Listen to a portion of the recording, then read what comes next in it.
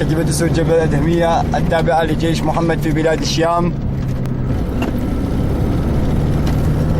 تستعد الآن لبدء حملة كبيرة في البحث عن ذلك الطيار الخائن الذي كان يقصف جبال ريف اللاذقية، وتم إسقاط طائرته منذ قليل في إحدى القمم بجبل التركمان. حفظ الله المجاهدين وسدد رميهم، ونحن الآن مع قائد كتيبة أسود جبل الأدهمية التابعة لجيش محمد في بلاد الشام يحدثنا عن فرحته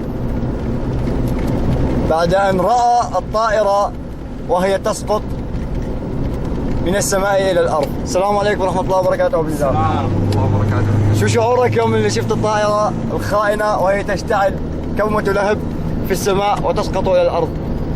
والله يا أخي شعور ما بقدر أوصف لك إياه.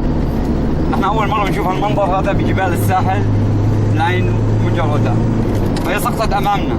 نحن بدورنا قمنا بتوزيع شباب مجاهدينا، كل 20-25 واحد راحوا على مكان ما سقطت المظلة، والجبل هلا عم حاصرينه. إن شاء الله الله يجعله غنيمة لأن الطيار الخائن اللي حاول يهرب إن شاء الله على الأراضي التركية، بس رب العالمين أبى قال له أنه يسقط بسوريا ليتم إلقاء القبض عليه.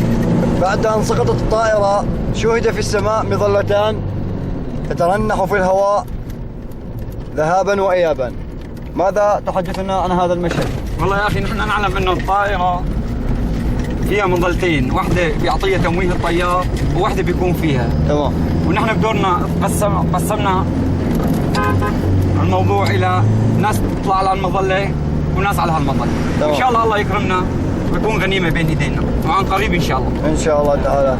بارك الله فيكم يا أخ نزار، جزاكم الله خير، واللهم اجعل ذلك في ميزان حسناتكم. كان معكم موفد المكتب الإعلامي كتيبة أسود جبل الأدهمية التابعة لجيش محمد في بلاد الشام 16/9/2013.